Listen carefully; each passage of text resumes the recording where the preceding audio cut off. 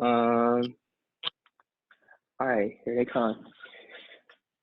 All right, so like I already said, thank y'all for taking the time out to be a part of this panel. We really appreciate it. Not only for us as the admin weekend staff, but obviously this is not for us, this is for the admins.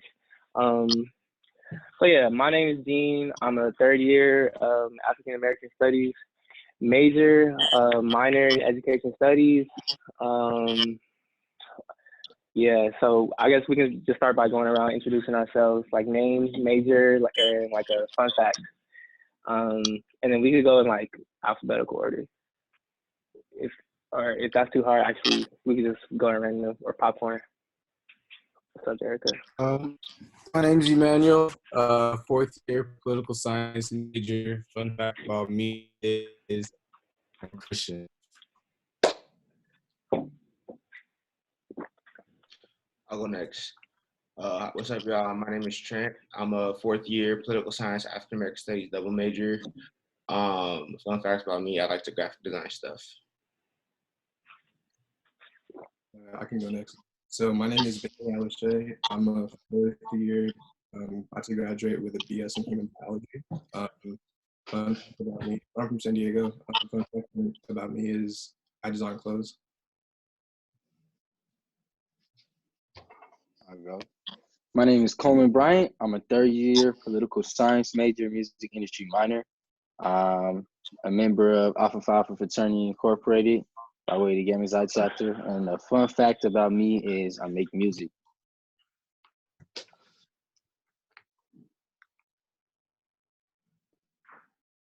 Is that everybody? Or no, right? We still missing people, right? Yeah. So my name is Jerica. I am a neuroscience and African American Studies double major. A fun fact about me is that I'm into like billion-dollar companies. Like I work for 2 billion-dollar companies. That's what's up. I can go next. Hi,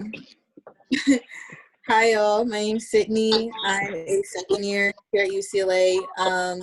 Just changed my major to an English major, possible minor in professional writing. Fun fact about me. I know every SpongeBob episode from front to back, like every single line, all that. Yeah. Damn. What's your favorite? Ooh.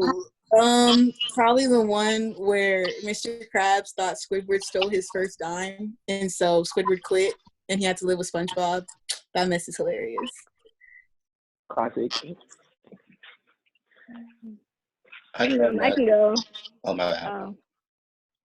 Okay, I'll go. So I'm Isaiah, fourth year political science major. Are we doing positions? If you have any, or if you're doing anything? Go ahead. You can do whatever you want. African Student Union, Gender Sexuality Coordinator. Fun fact, my birthday's on Valentine's Day. Okay. All right. Hey y'all, my name is Marta. I'm a third year International Development Studies major, proud member of Delta Sigma Theta Sorority Incorporated by way of the Pi chapter. And the fun fact is I visited the Great Wall of China when I was studying abroad in China. Is it great? All right. It's a very great wall. Oh, go ahead. My fault, I didn't mean to interrupt. But I'm Lenny Washington. I'm a third year Geography and Environmental Studies major with a minor in Environmental Systems and Society.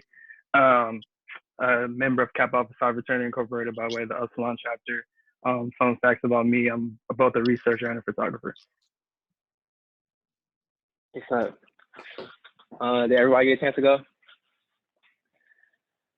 Yeah, for sure. All right, so the first question, so also I just wanted to make a note, like Phil, this is really just gonna be like kind of conversational. It doesn't have to, we don't have to like stick super hard to like these questions. These are just to kind of like center our conversation around. So first question, gonna be a little icebreaker. What was like the first moment where like you realized like, oh shit, I'm in college? Like damn, I'm by myself. I'll go, I guess. Okay. I feel like it really hit me like week zero, actually. Zero. When I realized I could go out and not have to ask anybody if I could go out, like I was just like, oh, it was like, okay, I could step out, do what I want, all that. So it was like that independency, I guess, that I had. And then another one was like midterm season, especially winter quarter midterm season. I was like, oh, all right, man, this is where we're at. Okay, we got to get together. So yeah, that was mine at least. I think for me, it was just like the buildings, like the environment. Cause like I grew up in Compton, so there are no trees. There's like no like wildlife. And like these buildings are a lot like higher than like, you know, Compton is like a suburb. So like there's just houses. And so like being in like a city like UCLA and like grand buildings and stuff like that, I was just like, damn, like I'm in college. For me, I think I almost had a recognition of it when I first moved in. Actually, the first night I moved in pretty early because I was in marching band. I was in the drumline and marching band for the first 2 years when I was at UCLA. And when I moved in, I had no roommates. There's nobody on the floor. Everybody dropped me off. Boom. And I spent the night there, and it was just nobody was there. It was very weird. So it was like, okay, not only is there nobody else on my floor, but I can definitely tell that I'm in a different environment because I can't, like, I'm in a small room. I can't walk down the hall. Dude, it was just instant. It was like an instant realization, but I don't think I was emotionally mature enough to understand the significance of it until going back home for winter break and seeing, like, I went to the barbershop and hearing them say, like, oh, UCLA, and how they reacted to it definitely let me know that I wasn't in that it was something different, definitely by how people reacted. I'm gonna go next. I think it was definitely when I received I got accidentally put on academic probation. Basically, one of my grades didn't get submitted, and so I took a pass no pass class, and then I got a D in my economics class, and pretty much I thought like, oh, it really hit because it was just like me getting that notice of academic probation and just like being concerned about like if like I don't know, like if I'm gonna be able to stay at UCLA. Even though like it was all a mix up, just like that whole situation, like it just kind of puts things into perspective, like, you know, and it also encouraged me to really figure out what I wanted to study because I figured out that economics was something that I didn't really find much interest in, which it kind of like manifested in like my work habits, so like me wanting to dedicate my time to studying for a subject. So, and you know, I eventually stumbled upon like a subject or a major that I was more interested in, which was like political science. So yeah, I think that was when I figured out, yeah, like this is college for real.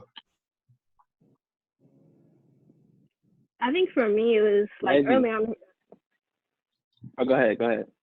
So, I was gonna say I think it was early on in freshman summer program SSP.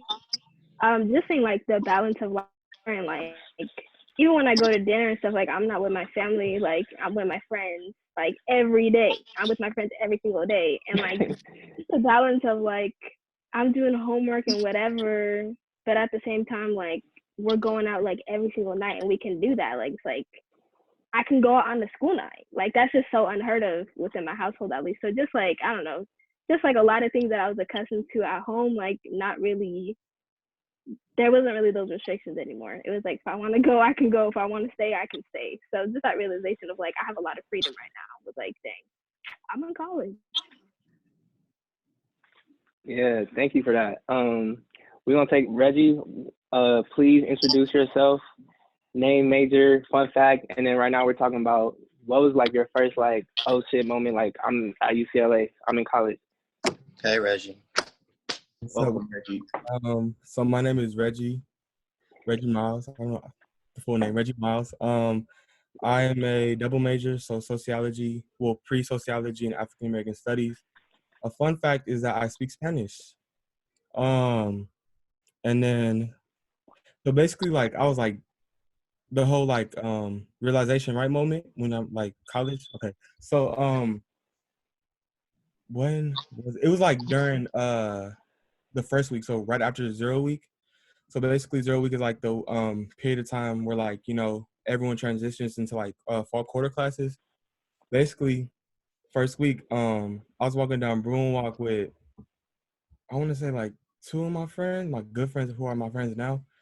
And like, mind you, we were like in the same programs together, and like just like in the same spaces and circles. And I think we had sort of bear or whatever. And like, mind you, we remember taking tours there and everything.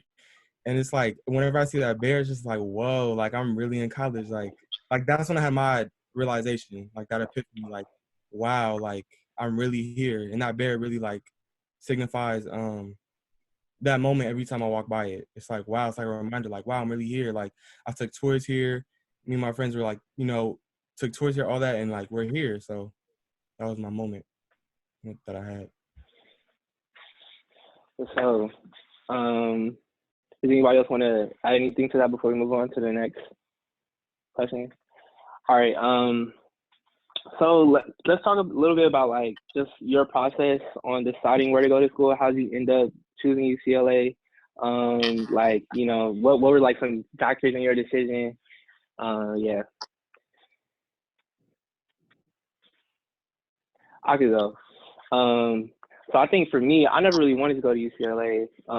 Like I think I grew up in LA, grew up going to UCLA all the time, like on field trips and stuff. So I wasn't too interested. I just wanted to experience something different. And then by the time I hit like 11th grade, I was really obsessed with going to Howard University. I just wanted to be around Black people. Like that was my main thing. I wanted to make sure I felt like love and, you know, welcome on campus. And then, you know, also like the racial climate at the time wasn't that good. So I was like, I'm not going to school with all these White people. But things ended up shaking out the way they did. Howard ended up not giving me financial aid. UCLA did. And then once I got to admin weekend, it was like, damn, this, you know, there's no question for me that UCLA is going to be like my home. I think just a lot of the older students really made me feel welcome at UCLA. So that was my decision. I committed as soon as I left admin weekend.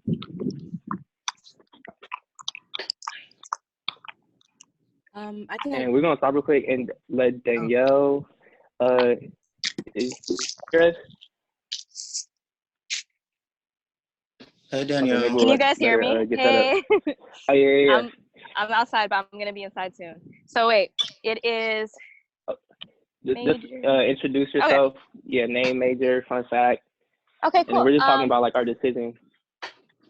Okay. Hi everyone. My name is Danielle. I'm a 4th year, graduating 4th year. I'm majoring in psychobio and I'm minoring in entrepreneurship.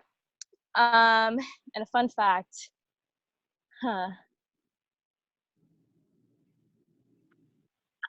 I'm a Capricorn. Oh, that's a cute fun fact. Period. Best sign. Everyone's like, yep. And yeah, the question we're talking about right now is just like your decision, or how you come to your decision to come to UCLA. Okay. I need to think you don't a have to bit. go right now, but okay, good. Yeah, go ahead. Okay, I'll go. My situation was pretty like similar to yours, Jean. I literally grew up in LA. I went to UCLA like every other on field trips and stuff since I was in middle school. I went to UCLA, so I was like, and I was a rebel, so I went to go to USC. But then like things changed obviously when I got to 11th grade. Similar to you, I wanted to go to Spelman University because I wanted to be around Black educated women. And so like you said, things changed. They didn't give me enough financial aid that I thought I deserved. They gave me loans, which was like, I'm not taking out loans, so you know. I ended up like coming around to UCLA when it was literally UCLA versus Berkeley, and then I went to Berkeley and I was like, I hate this school, so I like chose UCLA. Ooh, let's talk about that. Who, like, of all the people that got into both UCLA and Berkeley and were deciding between that, if y'all could y'all talk about that a little bit? I can talk about it.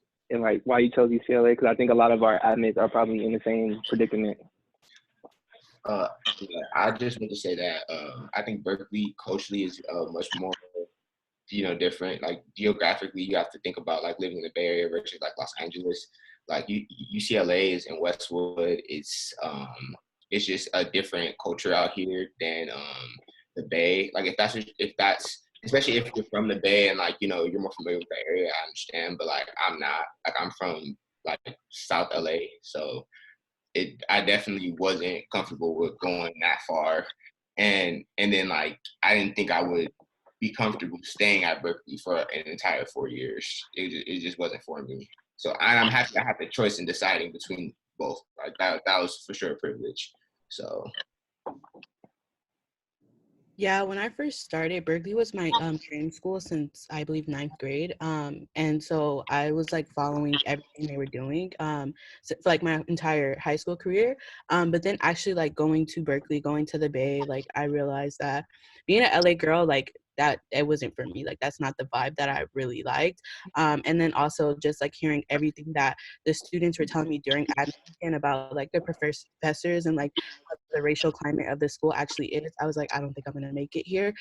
Just because like I also am like very outspoken, very political, very opinionated. And so it's like I know that I would just get kicked out. So I was like, no, I'm not gonna even try. I think it's important to, and I was like, I really wanted to go out of state for school. I wanted to go far. So Berkeley is not somewhere that's super far or anything like that, but I definitely want to get out of state. So it wasn't necessarily one of my worries, like whether school is too far or not. But the one thing is like vibes are important, and when you visit the campus and you're not vibing with it, like every time I visited Berkeley, it just it hasn't been welcoming as opposed to UCLA. Granted, I was in a lot of programs like VIPs, VIP scholars and things like that, but going and asking people for help or tours like that, it was very easy to pick up off of the administration for me to gauge, okay, if I went to the school, would I feel supported by this administration? Because I went and asked, like, can anybody show me the music department?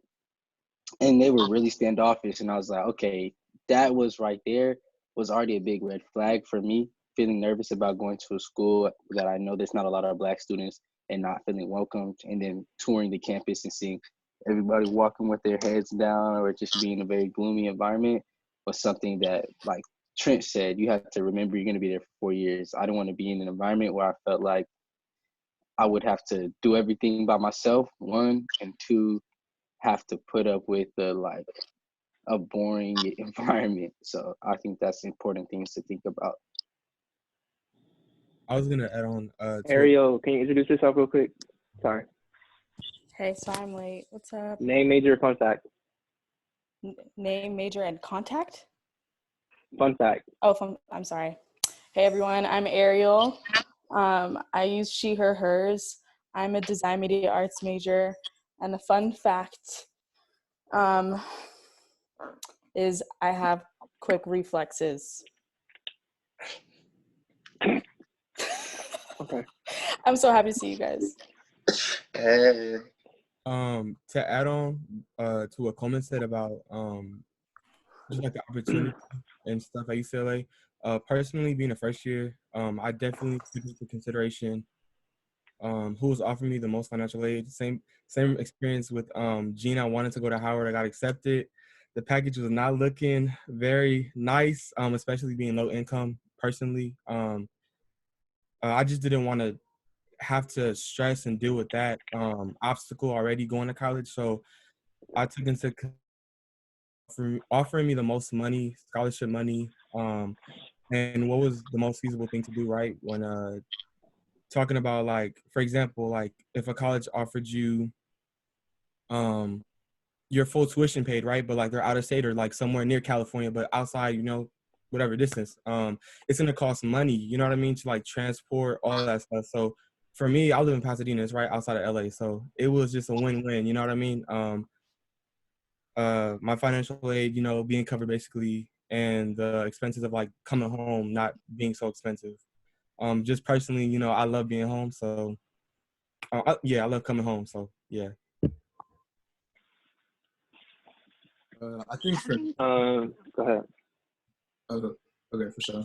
I'm just thinking back on the time that like I was like a senior, like spring semester, and I'm thinking about like what was going on through my head. I was like trying to decide personally, and I'm sure like a lot of y'all and like a lot of the admins right now can like resonate with it. Like I was going to like a bunch of different like admin weekends, so like this was just one of them. I was going to East Coast, like, spring semester of high school, like or senior year. Like I wasn't going to school. I was going to like different like I was flying to like the East Coast like every other week.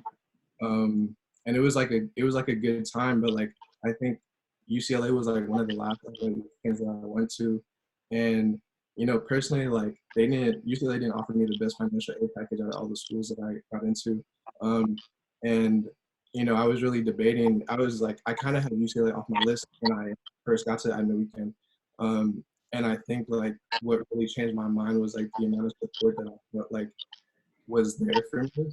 I think when it comes to not only like faculty, but also like the students, like us doing this right now, like, you know, when I went, there was like a legacy dinner where you got to meet faculty, you got to meet other admins.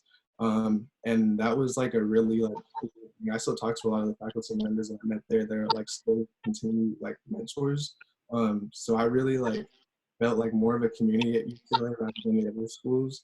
I think with the other schools, including Berkeley, like I just didn't feel like the Black community was really there. And like I think you know they try to advertise it like it was there, but like compared to UCLA, it was like okay, these students are taking time out of their days to like host us, like they actually care about like you know what we were doing during the day, and like you know it just felt more like inviting.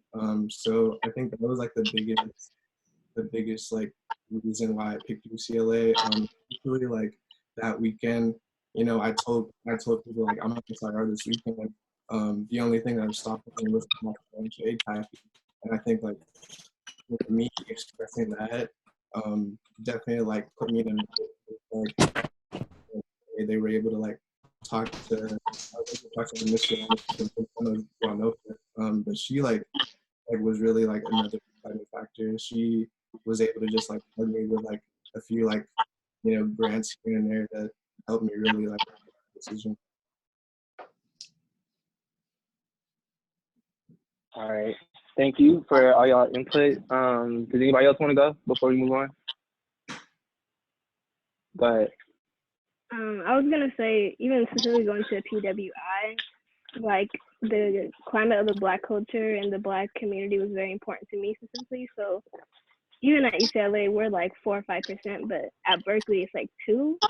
So that was already like a big concern that I had. And then for me, just going to the campus itself, like you can really get a feel for the energy there. And like at UCLA, like it just feels like the campus is alive, like at all moments. There's always something going on. There's like dance teams. There's like the culture is there. There's always people there. But at Berkeley, when I had visited, it was just like I just felt sad. Honestly, that's the only feeling I could like describe. Like it just felt very like depressed. And it's like college is difficult enough. So like if the culture itself is depressing, on top of like the academics and everything else being hard, like I was like, I don't think I'm gonna thrive here mentally. One, the Black community is not really like you know as large, like low in numbers, and then also like I didn't go to the admin weekend, but like from what I had heard, like the students themselves were telling them like if you have to choose between UCLA and Berkeley, go to UCLA, which like that's telling enough. And like I like my heart breaks from that's their experience, that they're there telling other students like don't come here, but like that's the reality of some students experiences there. So just even hearing that, like if the students themselves are telling you don't come, I was like, say less, like you don't have to tell me twice. Whereas like at UCLA, like I was genuinely asking people like, how was your experience here? And like people were also honest with me. Like they were saying the difficult parts, but they're also saying like a lot of great things about like what their day-to-day really looks like. So yeah, I just felt like, I don't know, I could really feel like the culture of UCLA and like the Black community itself.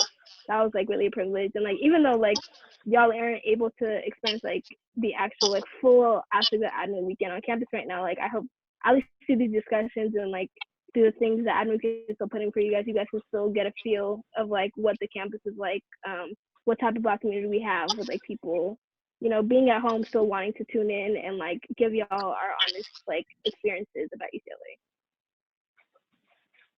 Yeah, thank you for that. And I think that's a really good transition, because now we can really get into the nitty gritty of, you know, just like what's up with UCLA? What's y'all favorite thing about UCLA? And then we could talk about, you know, your not so favorite things afterwards. So, like, what do y'all love about UCLA? If y'all love anything about it, be honest. Go ahead, Reggie. The first thing that came up to me was the variety of clubs we have for our Black community. Well, it's open to everyone, but like particularly catering to our identity as Black folks. We have like literally a Black org for like every, I would want to say every identity as a Black person, whether like Afro Latinx, East African, Except the African Americans. oh, yep, African Union, yep, AS too. I was gonna name them too. So of course, definitely just finding those spaces are so essential, especially on college campuses. And then I would say too, like the variety of poetry slams and like just like events we have pertaining to hip hop culture. So like Hip Hop Congress hosts those events and whatnot. And then like we have like all types of orgs hosting like open mics and whatnot, which I love performing at. But my most least favorite thing about UCLA definitely is the racial battle fatigue. Just to find out real quick, it's what is just that?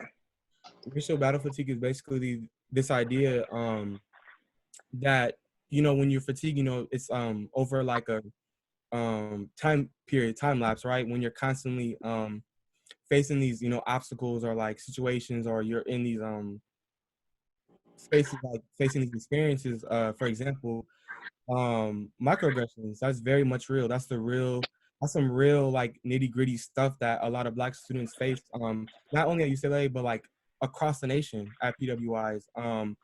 And that in itself is what I don't like, in the sense of like that particular idea of like racial battle fatigue, because again, it can be draining, to the point where like you have that going on and you have school. So it's like, how do you manage both of those things? And mind you, microaggressions itself, they're like a little fact, but they're also non-verbal as well. You know what I mean? Like you have those instances like when you in the store and you got, Kathy following you and you like, what is she doing? Like, you know what I mean? Like it's those type of instances that you have on college campuses that definitely need to be addressed, but definitely do happen for Black students.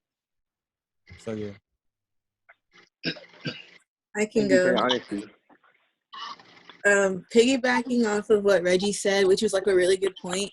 I should probably start with, I'm just gonna start with my least favorite just to transition, but exactly like what Reggie said, like it does get tough in terms of being kind of intimidated, like having imposter syndrome, kind of like looking around your classroom and noticing like you may be the only Black person in your classroom, or even just certain battles throughout like the community in the LA area that kind of transferring onto UCLA campus, since we are kind of in the heart of it.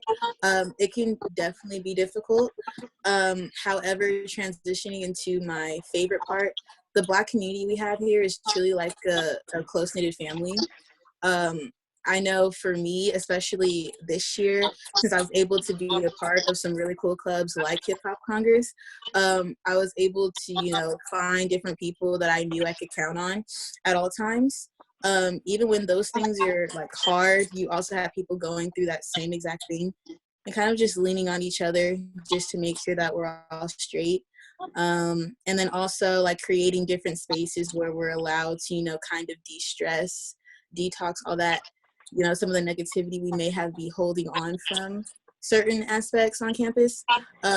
So that's very comforting, at least for me it is, like being able to kind of get out of that space and then be around people that genuinely want to see me win, just like I want to see them win. It's comforting, so yeah.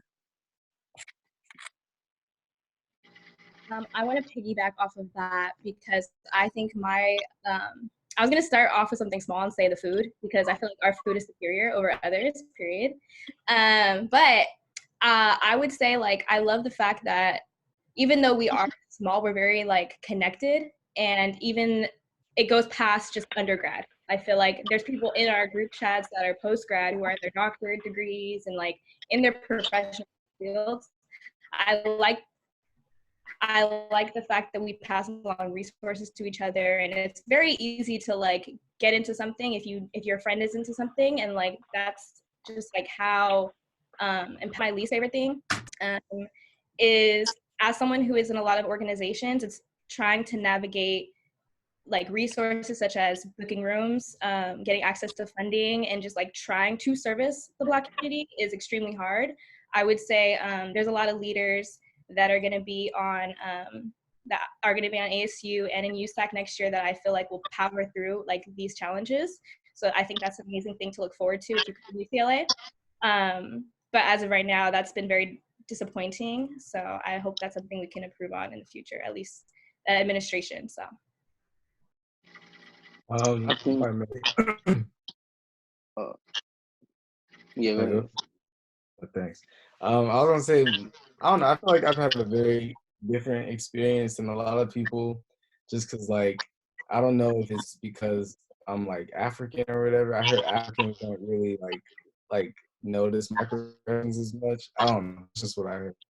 But I don't know. Like, so I didn't live on the Black floor when I first came, and I lived like with a whole bunch of like frat boys, frat girls, like, different stuff, and I think part of that was one of my favorite things about UCLA was just that there's so many different people from so many different backgrounds, and like the amount of exposure that you have to just all these different aspects of life is just crazy. Like I'm Southeast Day, but coming to UCLA, like I never did brunch before I came to UCLA. I never studied abroad or like went to DC before. Like I started traveling to New York before I came to UCLA. Like I never did so many different things, but like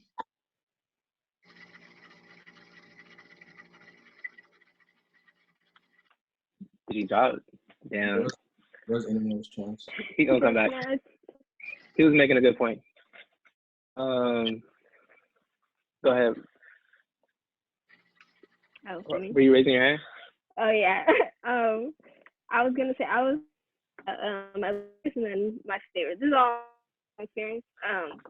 The least favorite would be, I think, because like the type of people that go to UCLA and like how hardworking we are and like how rigorous academics and like everything UCLA is, like it kind of can get to a point where it's like you start to neglect yourself, and you also feel guilty for like taking any time for yourself. So like the idea of self-care, it can start to seem like something that's getting in productivity, which is something that I don't like, because it's like we're so driven to like produce results and like get A's and do well in every single club we're doing in, to the point where like our mental health can get neglected, or we might not talk to our family as much or talk to our friends as much. We might start to isolate ourselves. So yeah, the effect on mental health I don't really like. The thing that I do like is like when you think about the number one public university at UCLA, like you have to think like, wow, like it's a blessing to be here, but it's also a blessing to be surrounded by all these people also accepted to the university, and just like think about the type of people that you're surrounded with. So when you think about like iron sharpening iron, like the ways I have grown and been challenged, like outside of the classroom is a great place, you learn a lot, but outside of the classroom, the amount of like self-discovery and growth that has happened just by talking to people around me has been tremendous. And like even like once you get to the dorms or whatever, like just like late night conversations talking about like life, like unpacking childhood trauma. Like last night, like we're not even on campus together, but last night me and a bunch of my friends from UCLA were on a Zoom call, really just like challenging each other, unpacking, like really pushing each other to like delve deeper into ourselves and like push each other towards self-growth. So that's one of my favorite things, because like the amount of growth that I've seen in myself since coming to this university is like so remarkable. I'll piggyback on what Mark said.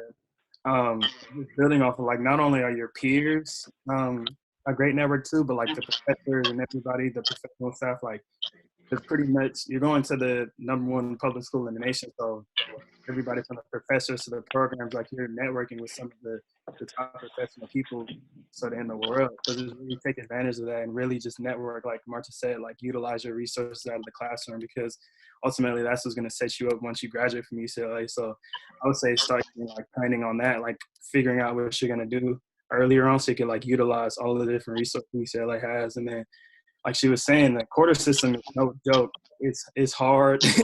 It's just hard for you to make time for yourself. So you really just have to be disciplined and setting that time for yourself, and then really just staying on top of your work, because you can look up and it's like, damn, I was chilling for a couple of weeks, and then week 3 it's like midterms, or even some classes you could sit down in the first class they talking about midterm next week. So it's just staying on top of it, taking care of yourself. Yeah, I think just a real quick piggyback off of what Lenny said. Even you could have everything together and think you're good, and then life just comes at you fast, and then it's just everything out the window. You gotta, regroup. But yeah, go ahead, Trent. And I want to get back to Emmanuel because I know he was still making his point. Oh, sorry. Yeah, just piggybacking off of Marta, I think UCLA has a lot of opportunities to like leverage like different like work opportunities and like build your resume, like just even the way UCLA's economy is set up to where like there's a lot of student like jobs for students. Like if you're interested in a particular like industry, if you're interested in a particular like profession, like you can get that entry level experience if you like really like get connected with the right people, look in the right places, and just like know the right people. And with making like getting more opportunities, like do more than just, it doesn't have to just specifically be work, just like work in that particular area you're interested in. And then like with those relationships, like even after UCLA, because like I'm a senior, so I'm like really looking into like the future of okay, like cause UCLA is like not a forever thing. And I think that like I can with the relationships that I've made with a lot of people, I feel like I'm at the end of this, like I've been able to reap a lot of benefits just by like getting involved, like putting in the working areas that like I was interested in. Emmanuel, did you want to finish your comment? Yeah, I was just gonna say like another thing that I really loved about UCLA and what made me choose it was just that like I think whether you love or hate UCLA, like it's the perfect combination between a school that has a really good social energy and is really good academically at the same time. So I feel like, in a sense, I don't know, like every now and then I just feel like I was in a movie because like UCLA, it's in hella TV shows, hella movies. So it's like, I don't know, like it's just, I don't know, it makes me feel like that sometimes. But one thing I hate, which is kind of like different, but like they're just, UCLA is very unforgiving when I don't know how like other colleges are, but very unforgiving when it comes to like money. Like UCLA will love you as long as you're paying the bills, but if you're not paying the bills on time, it will cut you off like in an instant. And it's not even like, it just is what it is. So like for people, like just make sure you pay everything on your bill. No swipes for you. When it's a wrap. Oh God, no swipes for you. Exactly. You didn't pay your bill, for sure you can't enroll. Oh, yeah. You can't eat. Oh, okay. Just to add on to Emmanuel. Okay. Sorry, real quick. About the whole kind of business side of UCLA, I think that UCLA, something that I don't like about UCLA is that it's run like a business sometimes, and you feel like a customer rather than a student. I think that's something that I'm still navigating. I'm a senior. I'm still admits and like students that are like first year should be aware of when they take their classes. Like you have to move as if you have to quote unquote finesse the system to be successful. And like I think all the Black resources definitely like help you navigate that. I know FSP, I don't know if it's gonna be offered this year, but I know FSP, like you're taking a course like on like kind of how to navigate this system, how to learn like the hidden curriculum or whatever it's called. I think that's something that all students should be aware of.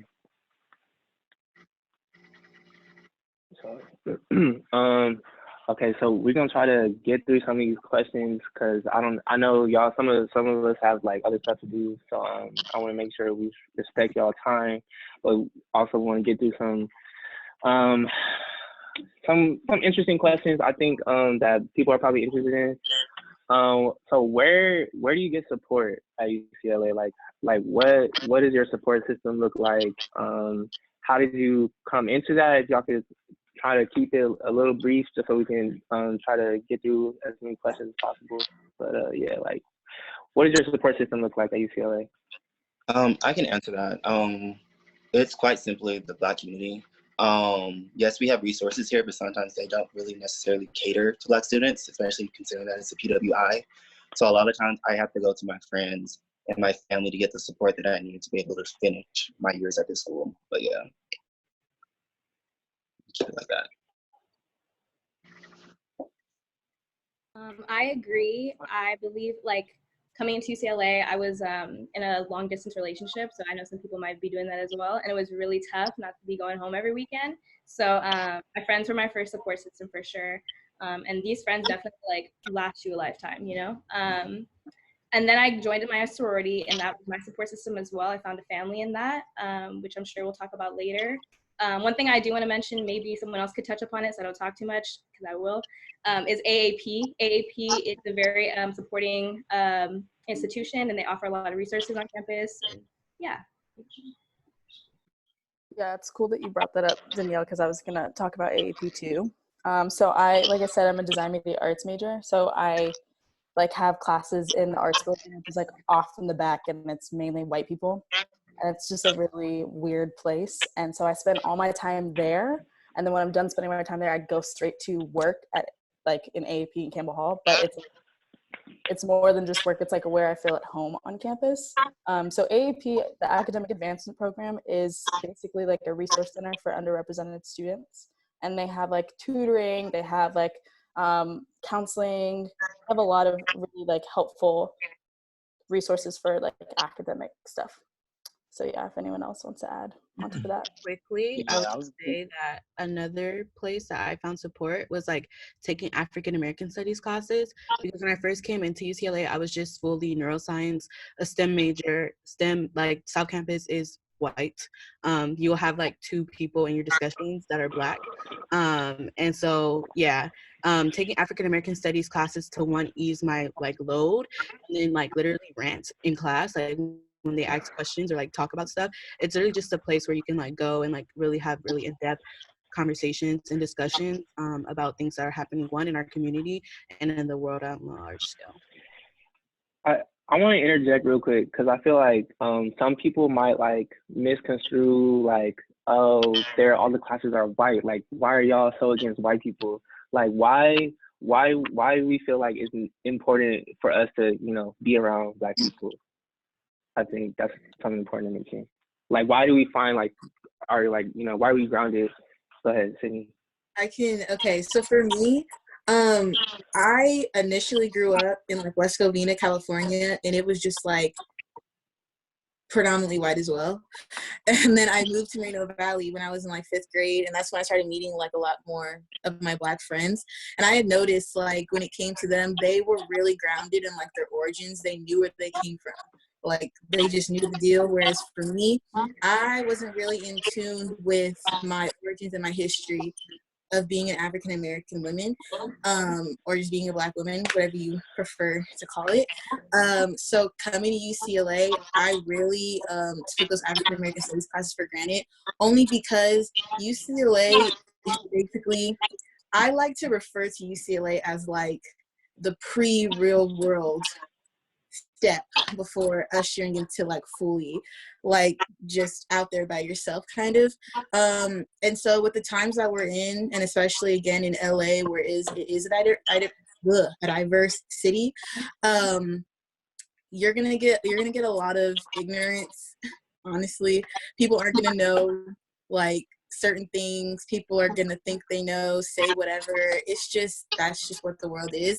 So it's always great to, at least for me, just to learn more things about my origins, who I am, why my ancestors did the things that they did, etc., how I myself can contribute to the Black community more than what is being contributed, because honestly, a lot of people aren't going to help us out except for us. So you're going to have to find a way to, you know, navigate and figure out like how you can step up in that kind of position that you're in. So I take those to heart for sure. I would say that. Anybody else want to go ahead? Oh, I would say that not that the classes are like white, like it's a bad thing, but for me it's just like if I'm in a classroom like and I only see like 5 Black people in there. It's more so like, okay, I'm just talk like STEM wise, like it's really hard to like talk to white people because they won't talk to you. Like we'll have classes where the professors would be like, confer with your neighbor, and I'll be like, ain't fucking visible, sorry. But yeah, like that's literally just like one of the reasons why it's like hard for me to say like, oh yeah, like white spaces, like taking up white spaces is good, but like we just need more people like in those classrooms, because like I want to be a doctor, but like all my neighbors, like 95% of the class is white. Like, we don't need more white doctors, we need more Black doctors. So like, you know. Okay. If anybody else can speak to that support system question real quick before we move on to a couple other questions. I can. Go ahead. Nope. Go ahead. All you.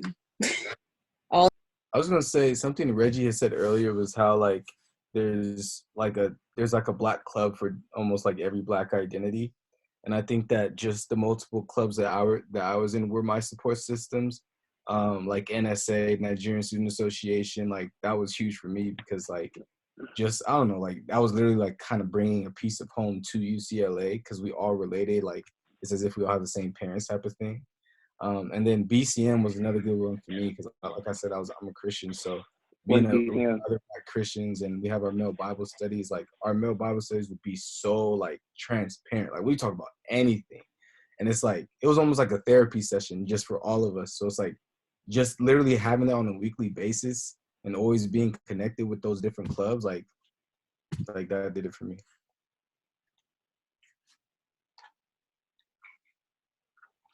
All right, we can move on. Okay. So this is a question that is very common amongst like people that are, you know, I'm sure we can all relate to this. Like, you know, when we were seniors in high school, like, what are the parties like? Like, what's up with the parties? Are they fun? Like, do we go to frat parties? Things like that. Does anybody want to tackle that? I feel like, listen, the Black community goes up every single occasion that we have the like ability to. After yard show, we go up. After culture show, we go up. After HHC events, we go up. HHC is Hip Hop Congress, by the way. ASU events, ASP, all that. Like every single event that we have, we like make a space to where we can continue to just have good vibes. And I mess with that heavy when it comes to our community. When it comes to like the frat and sorority parties, just me with my experience, I go strictly to the Black sorority and frat parties because I feel more welcomed.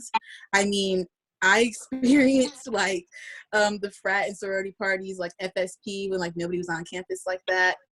And like, it's crazy. Like they make Black students like have at least 9 females with them and only 2 guys can come in. It's like weird.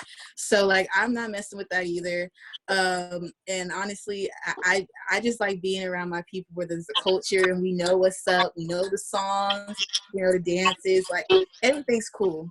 But like with Admit Weekend, sadly it's virtual now, but we're still getting the most out of it. But like last year's Admit Weekend, that mess was fun. Our little cool downs, we be going up. It's fun. It's really fun. I can piggyback on what Simi said. That the dichotomy between white parties and Black parties are so far different. For white parties, it's definitely exclusive. There's it's very like a club. Like you have to know somebody to be able to get in. The Black parties, all you have to do is pay your funds, and you can go and you can have fun. You can go up if you want to. As far as like race, the parties are a lot different because our parties tend to get shut down. And a lot of it's because like, what do they call it? Like that row, like fraternity row or whatever. The parties can stay up all night because of the fact that they have like license and like, I don't really know like the historical contents behind that, but a lot of parties that we tend to have are in apartments where we don't have those kind of things. So like police can come whenever they want. So it definitely takes away from the fun that you can have a Black party. But outside of that, like we go up, we work with what we got. I'll say that much. All I'm gonna say is every event that we have has an after party. Any meeting you go to, there's an after party for it. We going to eat at the Nev, we got an after party after. And Hits, We going to Hitchin. We functioning in Hitchin. We got kicked out. It's cool. We opening up the apartment, throwing a function. We threw a function for sure. Got shut down. We in the street with it. Block We having party. a block Block party party. got shut down. We back to the hill with it. We back in the dorms with it. 4 North. Yeah, the moral of the story is we like to have fun. Yeah. And I think, yeah, like definitely, like we just, we're all in college. We're young.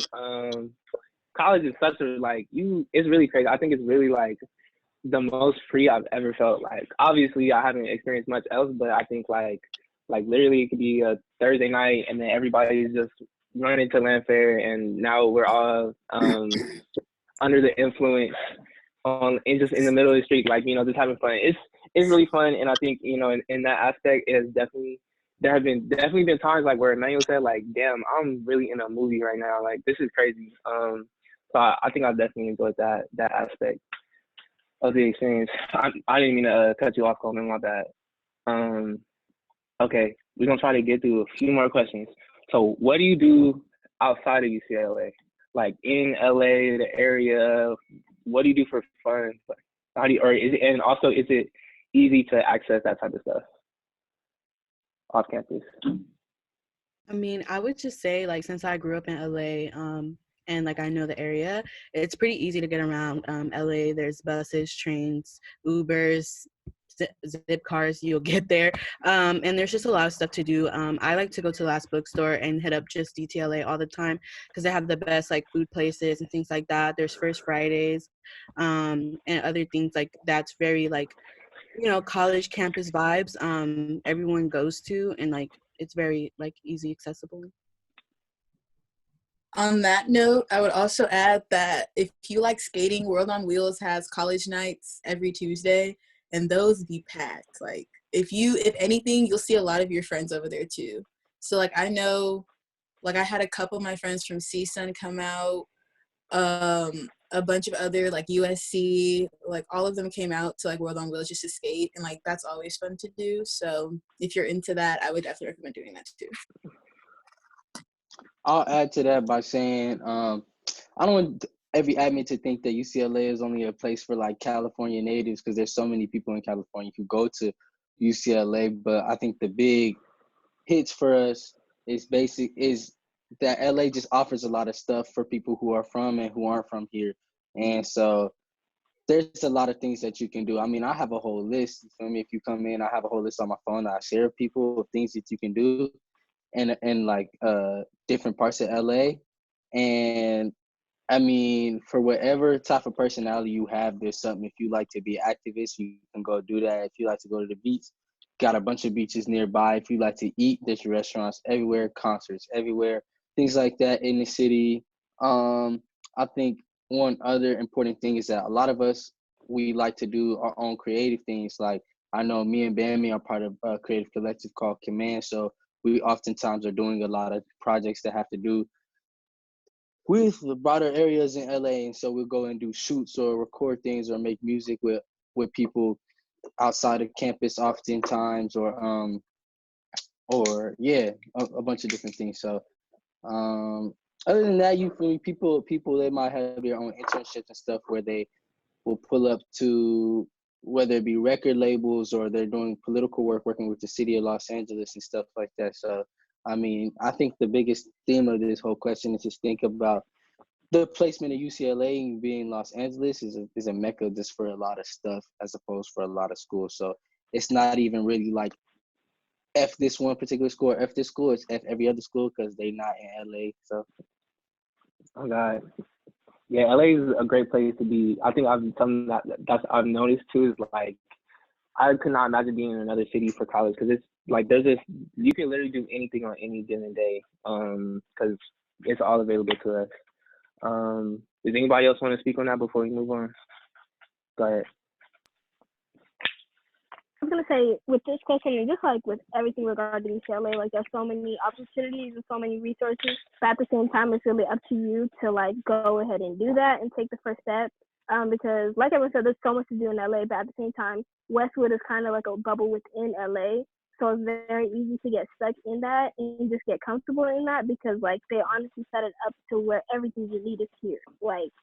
there's a grocery store, there's a Target, like there's little restaurants, there's a movie theater, like there's like basically everything you usually need in an immediate setting right in front of you. So if you don't like take it upon yourself and your own friends to go explore, to go see new things, like you can just stay there for a long period of time. So definitely challenge yourself. Like usually there's buses, there's like different field trips, like with residential life. RAs will take their resident places, stuff like that. Like just take advantage of all of that stuff. Cool. So it's 4:00. We've been on here for about an hour. If y'all have something to do, feel free to go. Really appreciate y'all coming. But we do have like a few more questions that I was hoping we could get through. Yeah, okay. So what's up with Greek life? How does that work? Do y'all, for the people that are Greek in here, can y'all speak on that a little bit? Or also like non-Black Greek life too, if anybody wants to speak on that. Yeah. Before I get into, I don't want to create any type of dichotomy or binary that it's like, you feel me, D9 or don't do or you're lame, you feel me? But I mean it is though. I'm just kidding.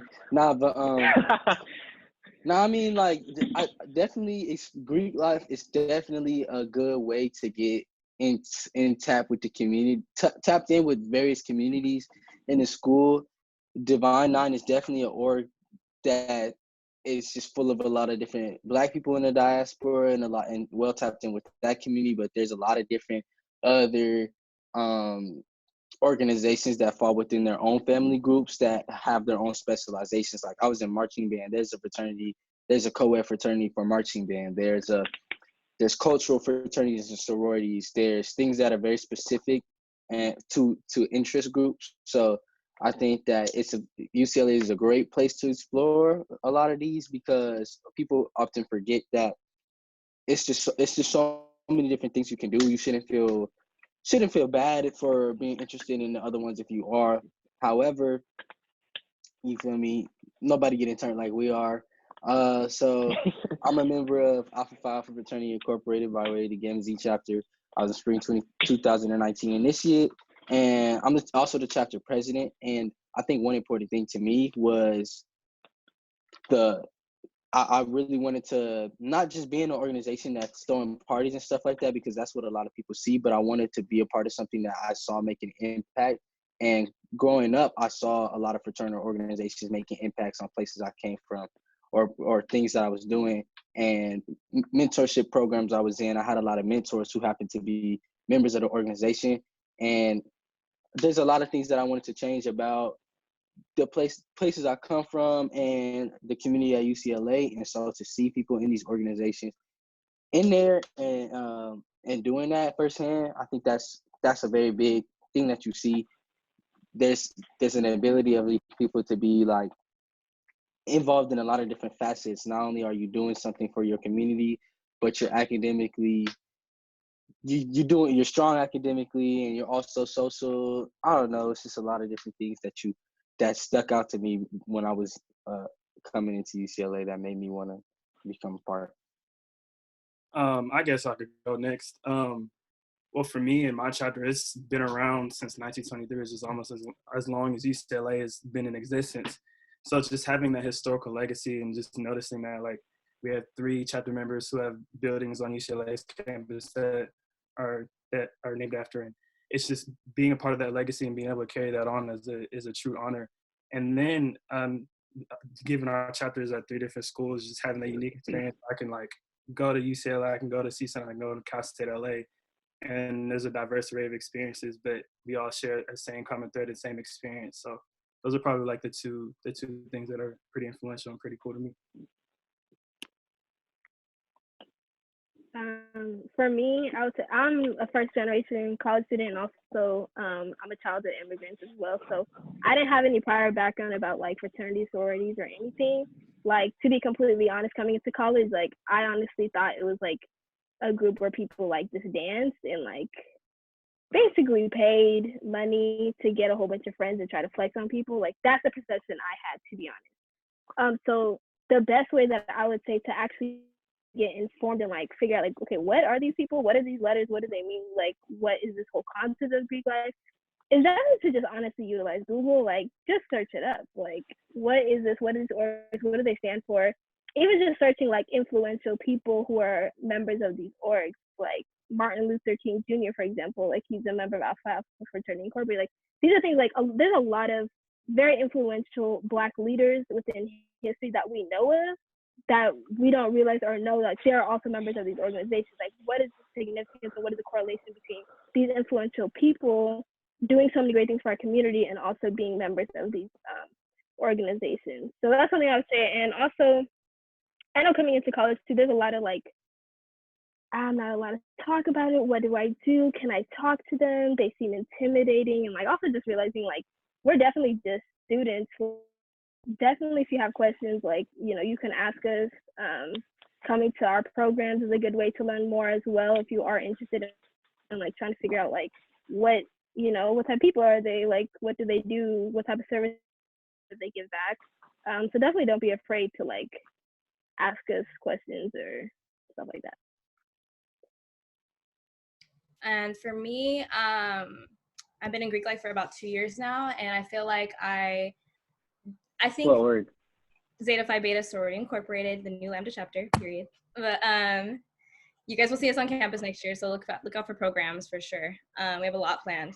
But I think what a prior point that Coleman touched upon was that there's other forms of Greek life, like obviously there's other councils. So our council, all our Black orgs fall under a specific council called National Pan-Hellenic Council. You'll refer to it as NPHC. So like we come together and run like talk about our events together and all of that. But there's other councils on campus, such as like Asian Greek Council, Pan-Hellenic, which is like the white sororities. And so while what's distinguished and what's set apart like NPHC for me, which I was already going to join because I come from a Black family and I feel like it identified with my roots. But one thing that differentiated us is that I feel like we have a sustained form of like service that follows us through the rest of our life. We have brothers and sisters that we talk to for the rest of our lives. And I feel like I couldn't identify the same in other councils. I feel like a big importance of like being interested in one of these organizations is knowing that like you will always be expected to uphold certain principles such as like brotherhood and sisterhood and it like committed use of service. So if you're interested in service already and you already like take part of that in high school and like, I don't know, you always wanted a strong sisterhood, I definitely encourage you guys to check out all our programs this fall. We're on Zoom, so I can't wait for fall because everything hopefully will be in person, so period, yeah. That's it, that's all I have to say. And if you want more information on a lot of these things, I think the most important thing for y'all to do, tap into social media for the time being and follow our accounts. I don't know how, feel me, go to I May Weekend Instagram and you can see more information about us there and stuff like that. Real quick, going off of what Danielle just said, she touched on a really important like differentiating part of our council versus like the Pan-Hellenic or like other councils on UCLA's campus, which is like all of our orgs have a significant emphasis on the lifetime commitment, which is like when you're joining, like you are barely beginning your journey in your organization. It's not like you're gonna look back like, oh my God, my college days are so fun. Remember when I was a part of that sorority? Like, you know, like this is a starting point for the rest of your life. Like you are committing to a lifetime of service, a lifetime of sisterhood, brotherhood, etc., a lifetime of like pouring yourself into a community and like investing in yourself so you can do better. So that's like a major, major differentiating part with like our organization. There's and also just the significance of like the role that our organizations have on UCLA's campus. And like I'm a member of Delta Sigma Theta Sorority Incorporated by the Pi chapter. And just even with my org, like my org was started on UCLA's campus January 23rd, 1923, making it like the very first Greek letter organization on UCLA's campus. So like our council was the first one to have a member of our council on UCLA's campus before all of these historic, you know, like fraternities and sororities. Like they were in existence before us. They had a lot more resources. They had all these things. But even still, like Black women were the first ones to come and create the very first organization on UCLA's campus. So that just goes to show like the history that our organizations have, like just as a whole, but also on UCLA's campus as well.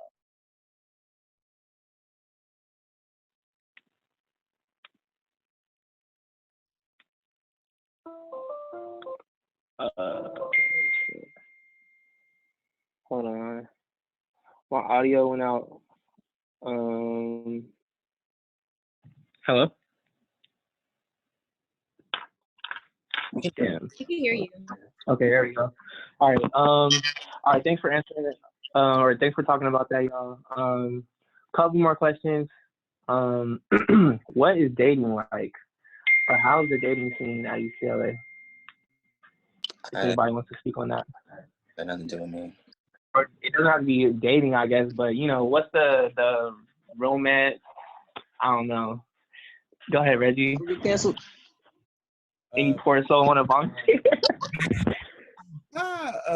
Personally, as a first year, in terms of dating, like you don't commonly see first year, just like particularly like first years, or just based off of like my observation, like second year, like really like, I mean, don't get me wrong, there are relationships like that, but I think college is a place where definitely people explore their sense of intimacy, in terms of like what do they want in a person, not pretending to like sex itself, but like what do they really want in a person.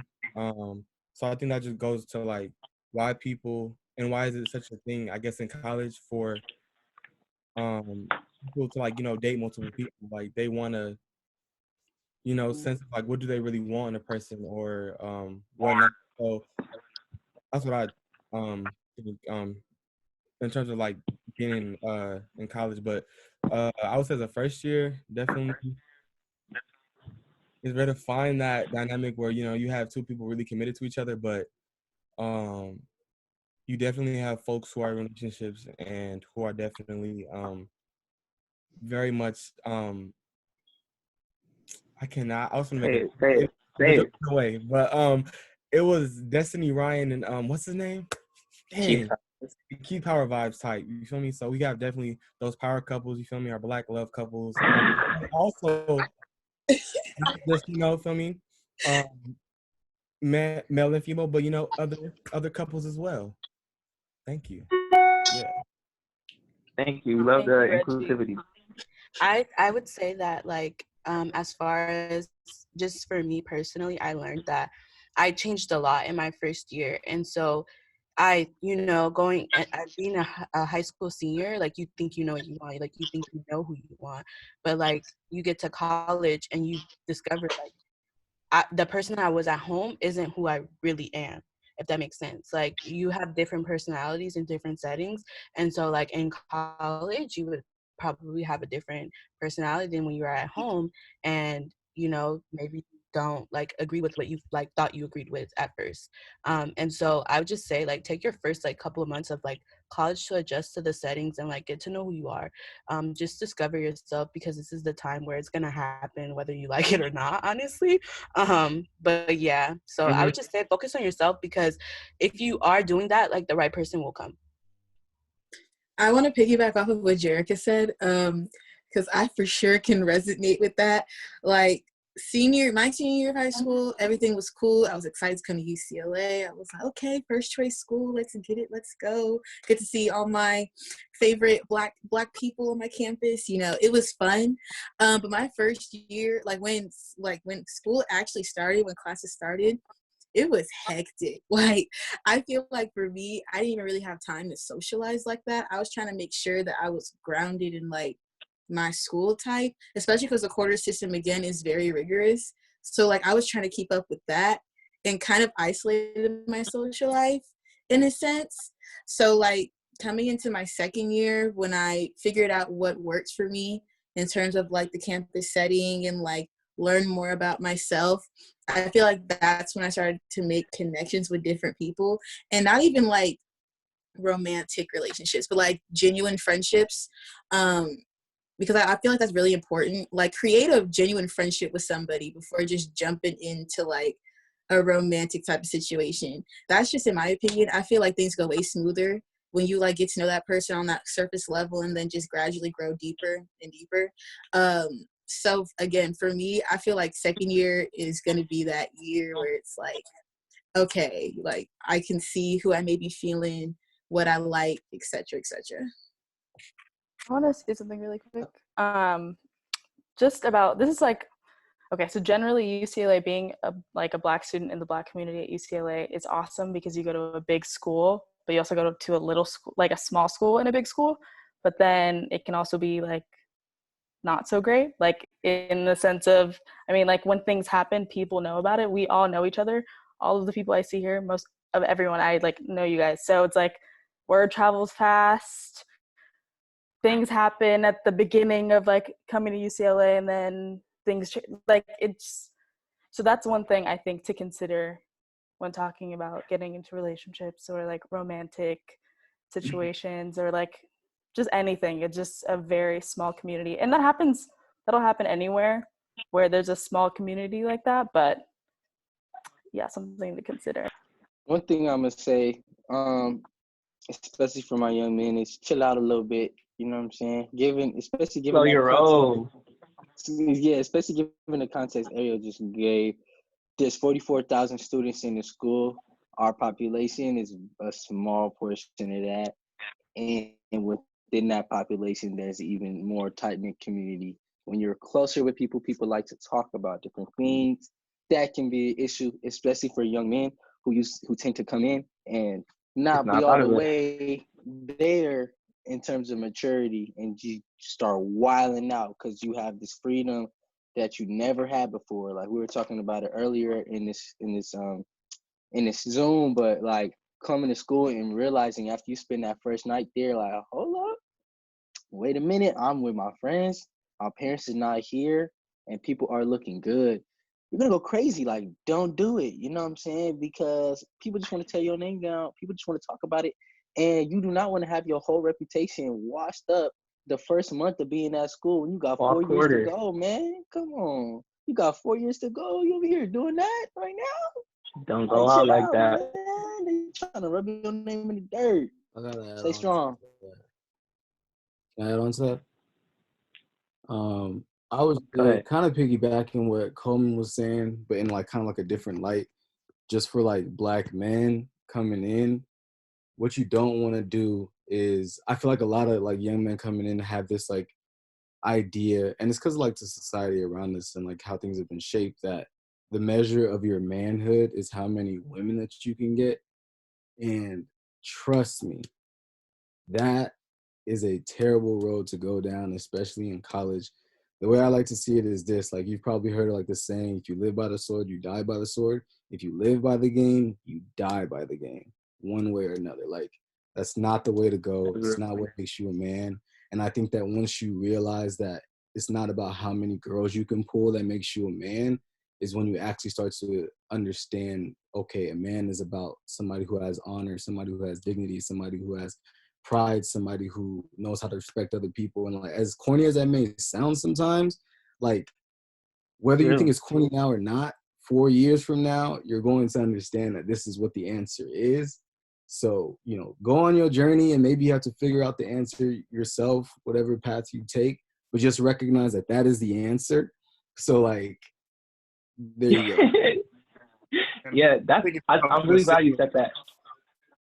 I was just gonna say, like, I'm really glad you said that, because I think a lot of people, I think society just teaches men specifically to like derive like your like self-worth from like your body count, and that's very dangerous, because what's gonna happen when you are not gonna you're not having sex, you're not having multiple partners, then your self-worth is very low.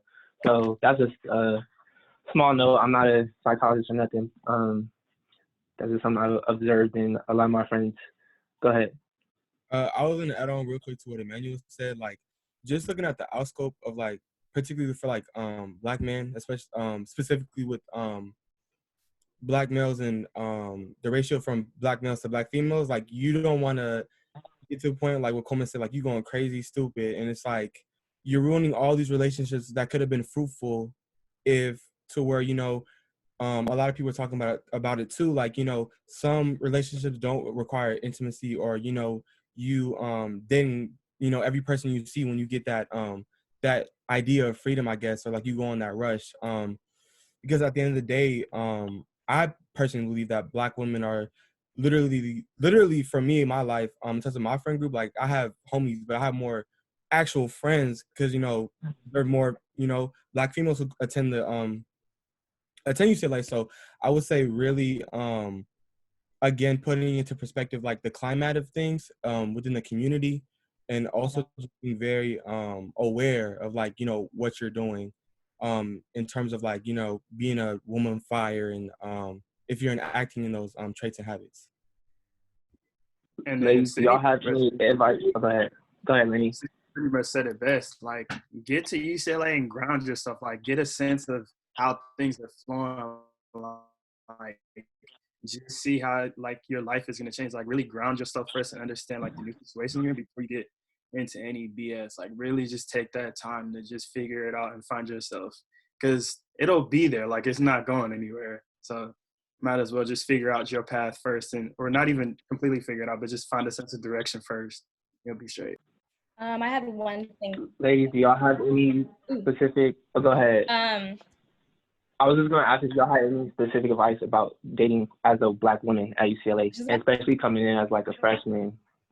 Go ahead. Yeah, I was actually just about to say that. Well, coming into UCLA as a freshman, I was dating someone from back home. I actually never dated anyone in high school, and then dated someone right before going to UCLA. So it was kind of hard. But I agree. I feel like aside from that, I think a lot of Black women get into situations where they are either intimate or dating someone, or they believe they're dating them, and there's like this unspoken, like hidden, like untalked truth. So I feel like one thing I recommend is not being afraid to speak your truth as a Black woman, and being confident enough to ask questions, either, especially if you are being intimate. You want to know exactly, you should know who your partner is with. If it's just you or other people, like, you need to practice safe sex, especially on this campus. I've heard a lot of stories, not even only in the Black community, but just in general, like other places where catching STDs. Horror stories. Yeah. So, yeah, I definitely just want to emphasize that. I feel like a lot of people like in our generation are really afraid to be like, what are we? Like, you gotta phrase it like that, but like, know what you're doing, and like know who your partner's with. Like, make sure you're on clear terms, because that can also lead to an ugly road, especially emotionally, and like with rumors and all that stuff. So that's what I was gonna say. Also, there were periods of times I didn't date people for a long time because I was just focused on school. So I go off of what Lenny said as far as like establishing yourself, like, standing firm in that. Make sure you're solid before you're looking into relationships and love and all of that. Make sure you're okay to be by yourself. You have a lot of self-love. You know your worth. I highly recommend that. Don't rush into something just because it looks cute, or like because of lust, to be honest. Go ahead, to piggyback off that, it was a really good point. I kind of want to speak to, like, I think a lot of people come in thinking like, oh yeah, like, at least me, I'm gonna just use myself for an example, okay, because there's no shame. I thought I was gonna come to UCLA, have an athlete boyfriend, I was gonna be on the basketball team, I was gonna be cute, all that. No, like, it wasn't like that at all. And like, there was to a point where it was like, is something wrong with me? Like, I really asked myself that all first year, like, is something wrong with me? Like, am I just not desirable? Like, what is it? Like, even if it wasn't like somebody that was an athlete, it could be like anybody on campus. I just thought that was unappealing, because I saw like a lot of my friends had attention that I wasn't getting, and it took me until like second year to be in my own space and like actually meditate to like where I'm like by myself, like no sound around me, just kind of sitting there. And I'm a Christian as well, so just kind of allowing God to speak to me, to show me different things that I needed to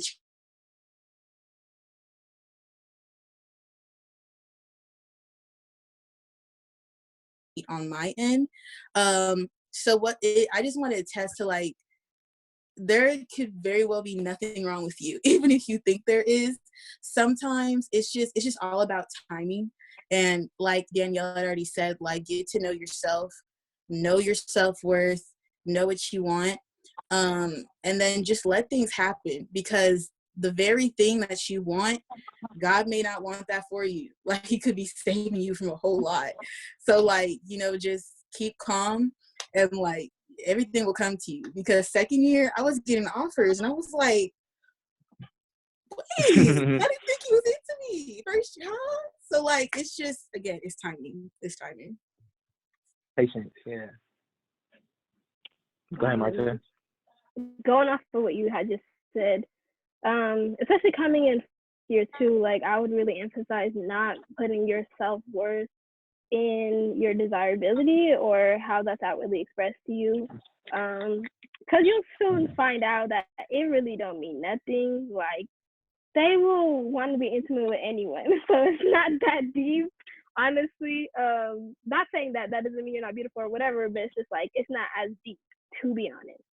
So definitely, like, don't compare yourself. Don't look at, like, oh, I got all these guys trying to say this and that. It must mean because this and that. Like, don't value yourself with that. I would also say, this is kind of a controversial topic, but like, just be wary of upperclassmen trying to engage with you right off the bat.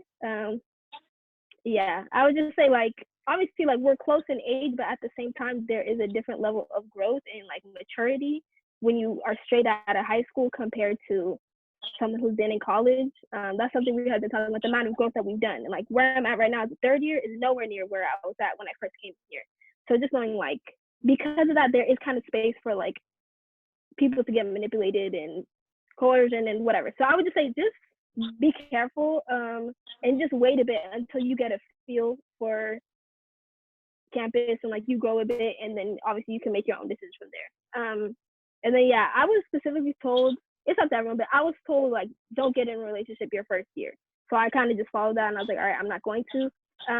And I'm grateful I didn't. Like, that doesn't mean I didn't like get into like situations or situationships or whatever, but just with me, like, not really investing that much into that realm, I was able to grow and like mature enough to where I could start setting boundaries for myself, because before there's a lot of things that I would just let slide, and like a lot of things I would allow to happen without realizing like these were not acceptable things. So now third year in a relationship, like, now I can actually like set boundaries. Like, I know how to communicate. I know how to, like, you know, speak up for myself and like vocalize when I'm feeling some type of way or whatever. Whereas like first year, if I would have engaged in the sin, I probably would have sabotaged it myself because I didn't know how to navigate it. So I think one last thing I could add is I think it's very important for us young men to acknowledge the different ways that we might perpetuate a lot of things just in general, like especially in terms of how our actions affect Black women. I know being the first year is going to be a very tough space for a lot of people at first, because some people might not be all up to speed with everything. So you feel me, sitting there it might hit people differently to hear a bunch of women be like, niggas ain't shit, and then being instantly set on fire and being like, what did you just say? Stuff like that. But you also have to understand where a lot of these sentiments are coming from. You got to hold not only yourself accountable, but your friends accountable, because we do crazy stuff. And that's not to say women ain't out here also doing crazy stuff that also don't get talked about. But I just think it's very important for us young men to acknowledge how our actions affect Black women, and why it's a significant thing that is affecting Black women, because there's a different weight there's a different societal weight that Black women endure that we don't need to endure. And so I think that's definitely important to acknowledge when you're thinking about relationships and relations and things like that. Just be aware of what you do and how that affects people. Can I say something to that? Go ahead. I was gonna say, I think you worded that perfectly, and I was just gonna say on top of that, like, for Black men coming in, I think that you ought to see respecting Black women as just a principle that you have for yourself, because I will tell you right now, you're not gonna get that love reciprocated all the time, and it just is what it is. It's different people that aren't gonna like you, whether they're Black women or not. So it's not so much looking for, oh, I'll respect you if you respect me. Just make it a principle of yourself as a man to just respect everyone and respect Black women, like, because they really need that and they don't get that from a lot of other places. Yeah. And I think. Go ahead. No. I was just gonna say real quick. We're speaking from like a Black men, Black woman standpoint, but just to be a little more like gender inclusive. Like this is really just like affecting everyone, like regardless of whether or not it's a heteronormative relationship or not. Like all encompassing for all people, all Black people. Yeah, thank you for saying that. I think just to kind of close off, I think I would encourage. I think relationships are great. I would encourage everyone to explore relationships because I think relationships are they're key to growth. Just like we as humans, we're like social animals. We want to be intimate with other people. We want other people to know us. We want to know other people. And so I think it's important. Like I think a lot of people a lot of people are scared of relationships for good reasons, for their own reasons. But I think I would just encourage people to explore relationships. You might find that you might get into one, or you might start talking to somebody and maybe you're not ready, but then you can kind of like use that as like a learning experience. Like, okay, why am I not ready for a relationship? And that can take you down like a whole rabbit hole of growth.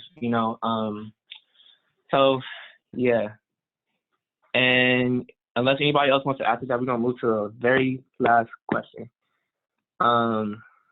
Okay. So right now, what is it? It's like April 17th or something. Imagine maybe 3-4 years ago, you were a senior in high school, you just got accepted to UCLA. What would you say to yourself right now or back then, you feel me? About to graduate, like what advice would you give yourself? You deserve it. Like you deserve Imposter it. syndrome is a real thing, and people will really have you in here questioning your validity. And I remember as a first year going back, even to my own city, like even your own community will do it. And I remember going back and wearing a UCLA jersey and somebody asking me if it was my favorite basketball team. And I just was like, dang, that was like their first thought was not like, at first, like I excused it very easily. Like it's understandable, it is still, but it's just that, okay, their first thought. If you would have seen, you feel me? If you would have seen, like somebody of a different ethnicity, like a white person, a white boy, in a shirt, you wouldn't automatically think he was a sports fan or nothing like that. So it's just I started thinking about it later, like, damn, okay, there's also people in our community that work, to like, you feel me? I don't know. They're kind of doing oppressive work sometimes to make you feel like you're not valid for being in this space and claiming your space with a miss with everybody else. So be solidifying yourself. You deserve it. I was also gonna add on to Coleman's point about like feeling competent enough. I definitely would have told myself be gentle with yourself. In terms of having room for error, my first midterm that I ever took, I failed, and I know I failed. Based off of like literally we had like a group section, like part of our midterm was like 1%. And I was like, wow, I really failed, and that really made me grow in so many ways. Because I come from a community where, and like Coleman touched on it too, like you have these expectation levels and you have these norms. And it's like when we get in these spaces, oftentimes it's like, okay, I'm trying to get it, an A is the only thing I can get, that's the quota. But we never talk about the room for error that we need to have actually to help us grow in these areas in higher education. I know personally, I know I felt that midterm because I wasn't academically prepared. And that's such a real thing. Being, a top tier achiever, getting into UCLA from your high school and coming from these type of communities. So I would have definitely told myself, be gentle with yourself, be patient with yourself in the process of failing and excelling. And knowing that you are still whole and you still are competent enough because you made it there in that space and you deserve to be there. For me, I definitely would have told myself to be open to every possibility.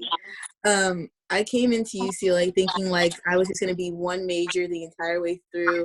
I knew this is what I wanted to do, and then ended up changing my major like very recently, like week 9 of last quarter, because I realized like my passion is what I really, really genuinely wanted to do for like the rest of my life. I went from a STEM major to a regular, arts major, and like I've been the happiest I've been like my entire college experience because of that. I think a lot of people equate like changing your major to like giving up, and I thought that same way too. I literally had to go to my sister-in-law's place and like sit there and talk to her for an hour. And she sat there and she told me, she was like, "Simply, like, you know what you want to do. Your mind is just not letting you do it. But I think it's time for you to do it." And that very next day, I changed my major. And again, it's been nothing but a great experience. So don't be afraid, to put your pride aside and tell yourself like, hey, what I came in with is not what I want to do, and like that's okay. You definitely have people that support you, whatever path you want to take. And just make this college experience your best experience. You only get to do this once, so do as much as you can to make it enjoyable for yourself. Sydney, the same thing happened to me. So I'm glad you said that. That's what I was thinking too. Like, just listen to yourself, because of like all of the things that I was involved with outside of like school and classes had to do with the arts in some way. Like I was a part of these clubs, but I was like making flyers, or I was like organizing stuff. So once I realized that's what I like, this is what makes me happy, and I was like listening to myself, that's when I switched. But I wish I listened earlier and paid attention earlier, because then it would have just been easier for me. So yeah, listening to yourself, paying attention to like what you really care about, and just like get involved and do a bunch of random stuff.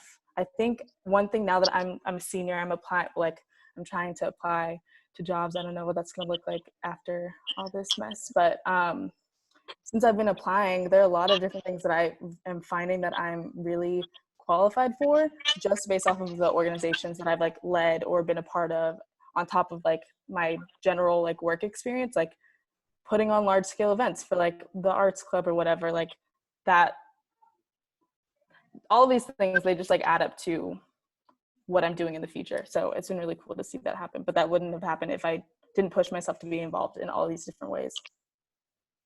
I think all of us being away from campus now is just a reminder, like, really enjoy like every moment, and even like the smallest things. Like, I'm just looking back, I'm like, damn, I really miss walking across campus, because like everybody's been saying, it kind of feels like you're in a movie.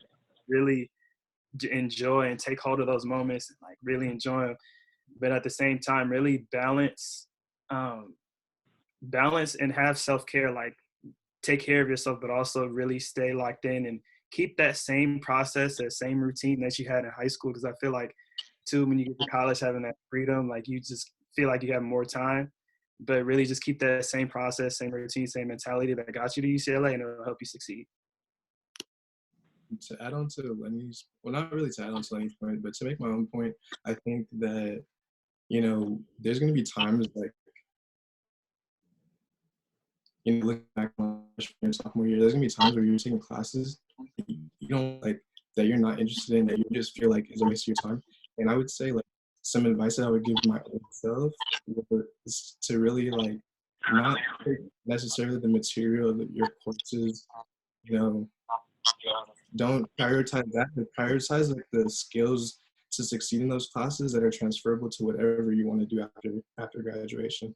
Because like I think out of all the things that I learned in college, all the little nitty gritty stuff about like a cell, like I'm not gonna necessarily use that all the time, but it's like the time management skills, the being professional in situations that you're uncomfortable in, like the discipline that you have to knock out a 10-page paper in 2 days, like stuff like that, like it might not necessarily feel translatable, but it is, and I think no matter what you want to do after you graduate, it's like those kind of skills are the ones that are going to help you succeed. For me, I hear echo. I would say don't be afraid to ask for help and to seek out your resources. I think I'm a very like hard-headed person, so it was a long lesson for me to like seek out resources for my major. So all of freshman year, I'm also the type of person that doesn't necessarily get upset when I receive bad grades. I'm just like, oh, so it was a problem because it started accumulating at the end of the year, and I was like, wow, I'm not doing good, and it's my own fault. So I think there's a lot of people supporting you on campus. Like we're on this Zoom right now talking about this because we support you guys. We want to see you guys here at UCLA. You know, we don't want to see you guys fail. We don't want to see you guys down in the dumps mentally. So definitely like lean on a friend if you're going through hard times. There's also CAPS, but there's other resources that are also better as well. So seek out those resources. Go to tutoring if you're struggling. Like don't be too hard-headed and too stubborn to ask for help, you know, because there's plenty of people that I had to drop a course like week 9 my junior year, and it got me so down in the dumps. I was like, I can't believe this happened. Why'd I wait so long? To come to find out that everyone that has like most of my friends have that happen to them. So it's not uncommon, and just definitely remember that, like if you're struggling, like seek out your resources. So I wanted to say that in college, a lot of identity, everything is gonna happen. Like I went through a huge identity crisis. Not even with like being a black man, with just like who I was. Like I was very insecure coming in, and I would look for so many different things to help define me, whether it was like I don't know, just anything. Like I had a big obsession with being an alpha male, like in all areas of my life. And I really had to be broken down in order to get built up again. And I thank God for like my relationship with him. But like I would say that, you know, whether you're spiritual or not, identity is such a huge thing. You're gonna learn a lot about yourself. Who you are coming to college, chances are that's not who you're gonna be coming out of college. And you're gonna be much better with that. But it's like you're gonna have to experience a lot of things, some good, some bad, but all of it's going to add to like just revealing more of who you are. Because I would say like you have to know who you are in order to get through this life. Like if you don't know who you are, then like other things are going to tell you who you are.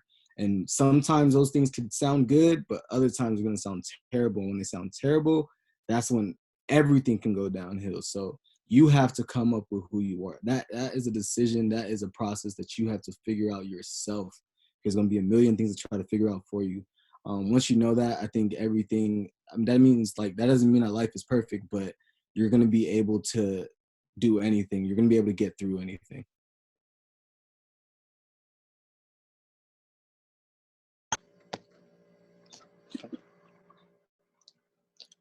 We can't hear you.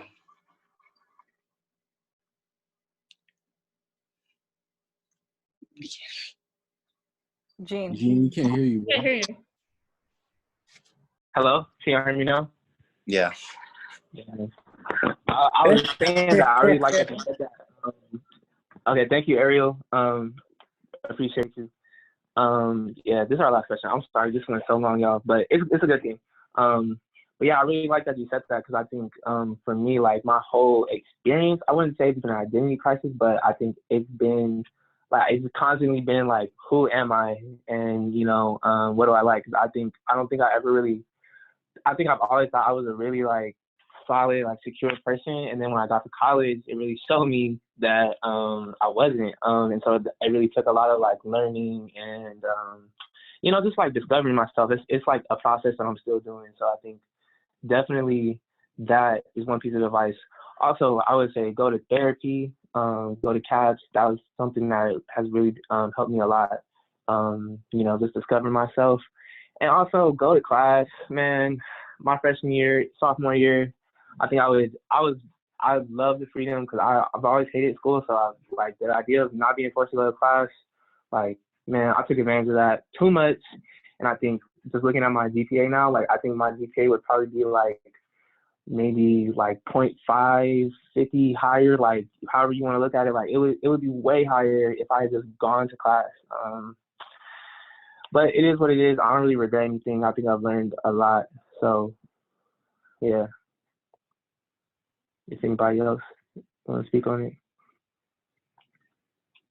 All right. So we're going to wrap it up. Shout out to all of y'all for coming in. I know I asked some of y'all really late. I really appreciate y'all for coming in and, you know, giving your insight for these admits. yeah, man, I really appreciate it. If y'all have any last words that y'all want to say? All right, well then. Good luck, go ahead. y'all. Sorry, good luck, y'all. And if you guys have any questions, I'm sure none of us would be afraid if y'all asked us. If you like see some of us on campus next year, or like follow us, any of us on social media, definitely feel free to reach out and ask us questions for sure. Can we put our social medias on here? I'm gonna ask the people the video to YouTube. I'm gonna ask them to add our social medias on the thing. Yeah. So yeah, without further ado, we're gonna end the call. Thank y'all so much, and congrats to the class of 24. Thank you. And yeah. Thanks, all right, Gene. y'all. Later. Bye.